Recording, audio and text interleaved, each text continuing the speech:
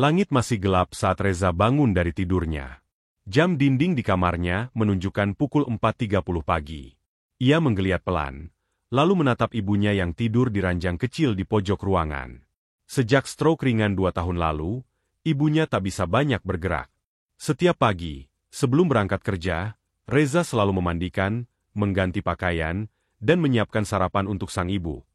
Setelah memastikan ibunya nyaman, Reza bergegas mengenakan seragam teknisinya yang lusuh namun selalu bersih. Ia mengambil ransel kecil dan berjalan kaki menuju halte bus. Angin pagi menyapa wajahnya, dingin dan lembab oleh embun. Seperti biasa, ia tak banyak bicara. Dunianya adalah kerja, rumah, dan ibunya. Tak ada waktu untuk nongkrong, apalagi berkeluh kesah. Sesampainya di pabrik, suasana pagi mulai sibuk. Para pekerja datang bergantian, suara drum mesin mulai mengisi udara. Reza langsung menuju ruang kontrol mesin. Ia bukan orang penting di mata banyak orang, hanya salah satu teknisi dari banyak nama yang ada di daftar gaji. Tapi bagi beberapa operator, Reza adalah penyelamat, cepat tanggap, teliti, dan tidak pernah mengeluh. Namun semua berubah pagi itu. Sekitar pukul 8.15, saat briefing pagi berlangsung di ruang kontrol, Pak Doni, manajer shift pagi, masuk dengan ekspresi datar. Matanya langsung tertuju pada Reza yang tertidur di meja panel. Kepala tertunduk, tangan masih menggenggam catatan mesin dari malam sebelumnya. Beberapa teknisi lain melirik, sebagian menahan tawa, sebagian merasa khawatir Reza.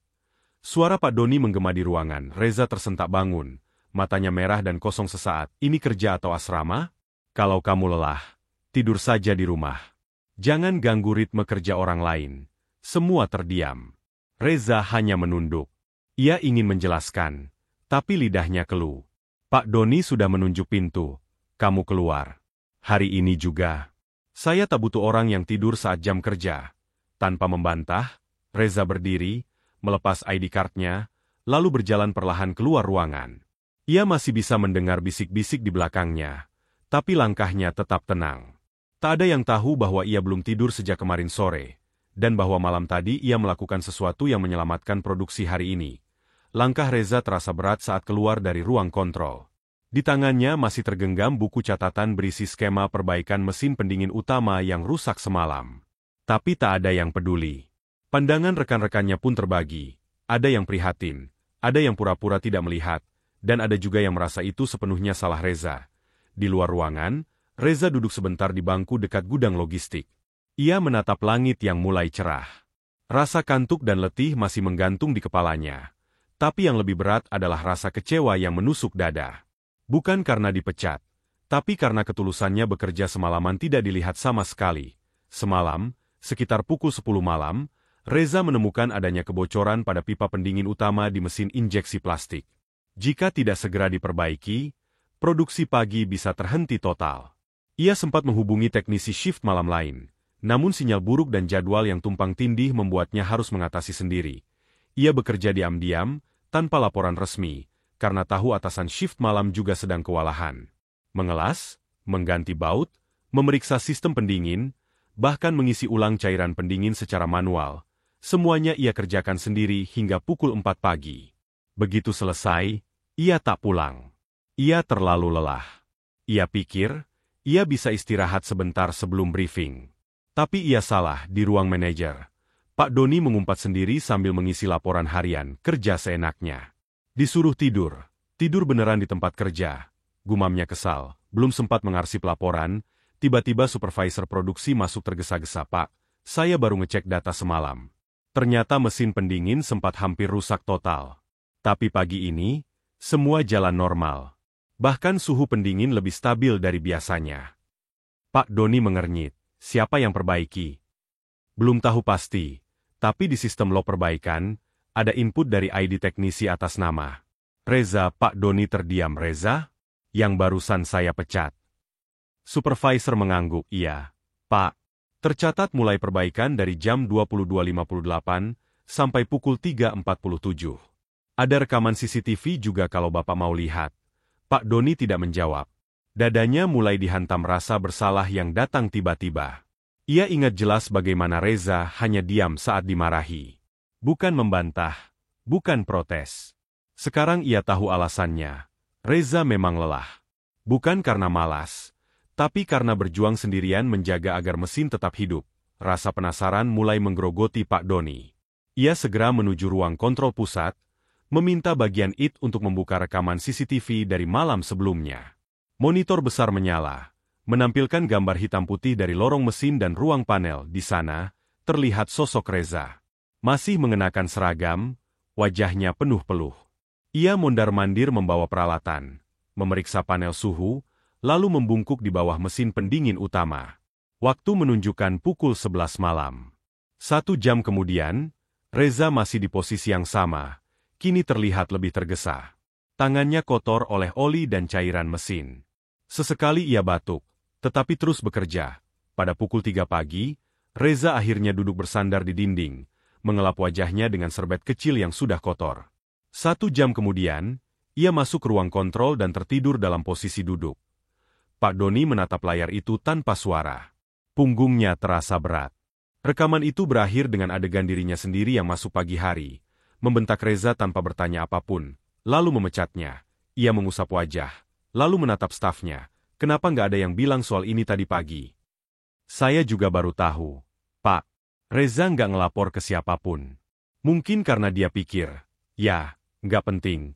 Jawab seorang teknisi pelan tanpa buang waktu. Pak Doni mengambil ponselnya dan mencoba menghubungi Reza. Tapi tak tersambung. Mungkin baterainya habis.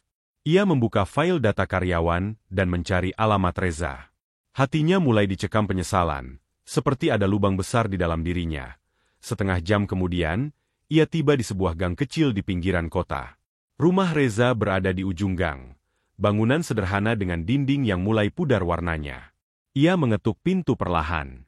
Seorang wanita parubaya membuka pintu sambil duduk di kursi roda. Ibu Reza? Tanya Pak Doni. Wanita itu mengangguk. Maaf, Bu. Saya Pak Doni, manajer di tempat Reza bekerja. Apa Reza ada di rumah? Belum, Pak. Dari tadi pagi belum pulang. Tadi katanya dimarahi di kantor. Suaranya lirih, matanya mulai berkaca-kaca. Apa dia dipecat? Pak. Pak Doni tak sanggup menjawab. Tenggorokannya tercekat. Reza itu anak baik. Pak, kalau Bapak tahu, dia kerja semalaman demi pabrik itu. Kadang saya sampai sedih lihat dia begadang terus. Tapi dia bilang, "Gak apa-apa, Bu. Kalau mesinnya rusak, kasihan yang lain gak bisa kerja." Pak Doni menunduk. Untuk pertama kalinya dalam karirnya, ia merasa benar-benar kecil. Senja mulai turun saat Reza akhirnya pulang ke rumah.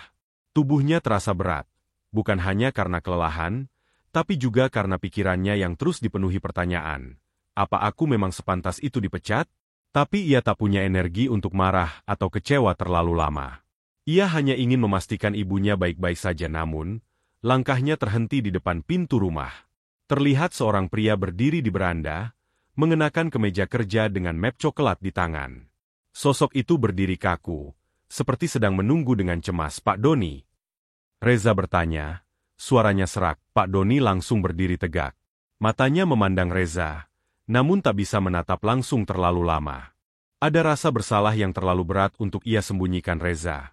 Ia menarik napas panjang. Saya kesini karena saya sudah melakukan kesalahan besar. Reza diam. Tak membalas. Tak bertanya. Ia hanya menatap dengan mata sayu. Penuh lelah. Saya sudah lihat rekaman CCTV. Saya tahu apa yang kamu lakukan tadi malam. Kamu selamatkan pabrik dari kerugian besar. Tapi saya malah memecat kamu tanpa dengar penjelasan. Pak Doni membuka mapnya. Ia menyodorkan 2 lembar kertas. Saya minta maaf. Reza. Ini surat pembatalan pemecatanmu. Dan ini, surat pengangkatan kamu sebagai kepala teknisi shift malam. Saya tahu ini tidak bisa menghapus kesalahan saya. Tapi, ini cara kami menghargai kerja kerasmu. Reza menatap surat itu. Ia tidak langsung mengambilnya. Sebaliknya, ia menatap ibunya yang kini muncul di ambang pintu, tersenyum tipis. Kamu ngapain berdiri di luar? Za? Tanya sang ibu. Reza menjawab lirih. Lagi ngobrol sebentar. Bu, ia kembali menatap Pak Doni. Tatapan itu tidak marah, tidak kecewa. Justru tenang. Saya nggak butuh jabatan, Pak, katanya pelan. Cuma butuh dihargai. Pak Doni menunduk, merasa tertampar. Kamu benar. Mulai sekarang, kami akan pastikan hal seperti ini nggak terjadi lagi. Beberapa detik sunyi, sampai akhirnya Reza menerima kertas itu perlahan. "Terima kasih, Pak," katanya. Bukan karena jabatan, tapi karena pengakuan malam itu. Setelah Pak Doni pamit, Reza duduk di samping ibunya di teras rumah. Udara malam terasa lebih hangat dari biasanya, meskipun angin masih bertiup pelan membawa sisa embun sore. Di tangannya, surat pengangkatan yang tadi diberikan Pak Doni sudah dilipat rapi dan diletakkan di atas meja kecil bersama teh hangat. "Jadi kamu kerja semalaman lagi, ya?" tanya ibunya pelan. Reza mengangguk sambil tersenyum tipis. "Iya, Bu. Mesin di pabrik sempat rusak parah. Kalau nggak diperbaiki, bisa berhenti produksi." Sang ibu menghela napas. "Reza, kamu selalu mikirin orang lain. Tapi jangan sampai lupa jaga diri juga." Reza hanya tertawa kecil. "Maaf ya, Bu. Tapi tadi siang saya dipecat karena ketiduran. Tapi sekarang malah diangkat jadi kepala teknisi." Ia menatap langit gelap dengan satu tarikan napas panjang. "Lucu ya, hidup ini malam terus bergulir." Suara jangkrik mengisi sela-sela keheningan, dan lampu kuning di depan rumah berpendar lembut. Di dalam hati Reza, ada rasa lega. Bukan karena jabatan, bukan karena status, tapi karena kebenaran akhirnya berbicara tanpa harus ia suarakan sendiri. Esok harinya, saat kembali ke pabrik, suasana berbeda. Beberapa rekan menyapanya lebih hangat. Bahkan beberapa supervisor dari divisi lain memberi ucapan selamat. Reza tetap seperti biasa, sederhana, tenang, dan fokus.